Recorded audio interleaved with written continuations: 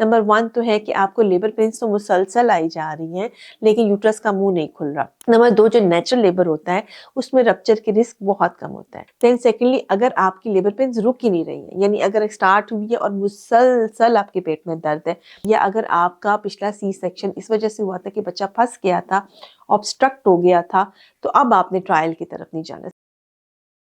अस्सलाम वालेकुम, आज हम बात करेंगे वी बैक के हवाले से। अच्छा, वी बैक जो होती है इसका मतलब है कि vaginal birth after C section हम करवा रहे होते हैं, ठीक है।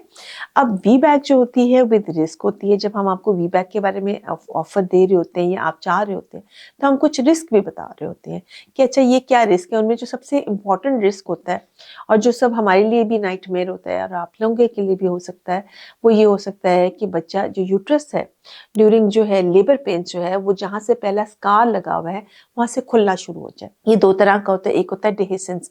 डिहेसेंस का मतलब होता है वो सेपरेट हो गया है पर अभी रप्चर नहीं हुआ, और एक होता है कि मुकम्मल सेपरेट हो जाए, रप्चर हो जाए, फट जाए, अंदर से स्कार खुल जाए, जिसके साथ बेबी जो है वो यूट्रस से निकल के बाहर पेट वाली साइड पे आ सकता है। ये बहुत डेंजरस होता है। जब यूट्रस गिव वे करना शुरू करता है, यानी मतलब खुलना शुरू करता है, तो वो कुछ साइंस हमें देता है, कुछ सिम्टम्स हमें बताता है, ठीक है।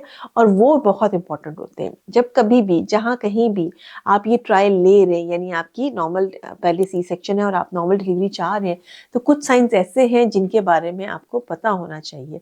उनमें से नंबर 1 पे तो ये है कि अगर आपका एक के आपने लेबर पेन्स को नेचुरल रखना है, यानी इंड्यूस नहीं करवाना। आपने खुद दर्दों की गोली कहीं पर भी आप हैं, आपने अगर आपका ऑपरेशन हुआ हुआ है तो आपने खुद से दर्दों की गोली नहीं खानी है।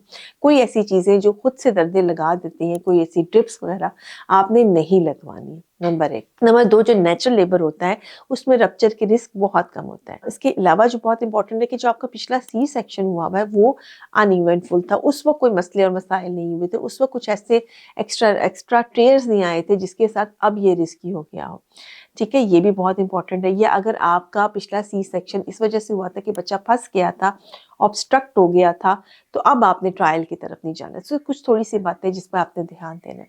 फिर वो क्या साइंस है जिनके ऊपर आपने लेबर में ध्यान देना है। नंबर 1 तो है कि आपको लेबर पेन्स तो मुसलसल आई जा रही हैं, लेकिन यूट्रस का मुंह नहीं खुल रहा, ठीक है।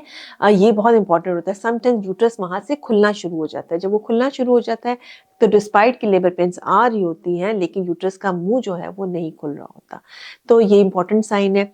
अमूमन जब सर्जरी ना हुई हो और एक फर्स्ट टाइम आपका बेबी है, सेकंड टाइम, तो इस चीज़ को हम इतना इंपॉर्टेंस नहीं देते, हम इग्नोर करते हैं कि अच्छा ऐसा हो जाता है, यूट्रस खुलने में टाइम लग सकता है। लेकिन अगर सी सेक्शन है तो ये चीज़ इंपॉर्टेंट हो सकती है। सेकेंडली अगर आपको बहुत स्ट्रॉन्ग लेबर पेन्स आ रही थी और आते आते एकदम से रुक गई हैं, ये बहुत बड़ा डेंजर साइन है। इसका मतलब है कि यूट्रस या तो रप्चर होने वाला है या हो चुका है, ठीक है। सो अगर तेज लेबर पेन एकदम खत्म हो जाए तो ये भी इंपॉर्टेंट है।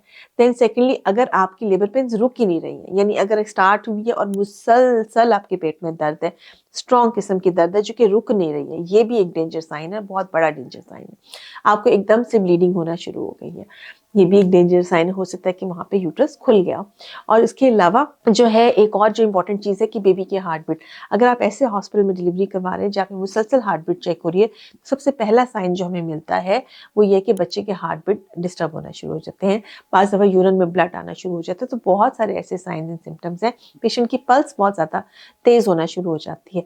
तो अगर इन सारी चीज़ों पर आप नज़र रखते हैं और सब कुछ ठीक है तो आप सेफली जो है वो नेचुरल डिलीवरी की तरफ जा सकते हैं।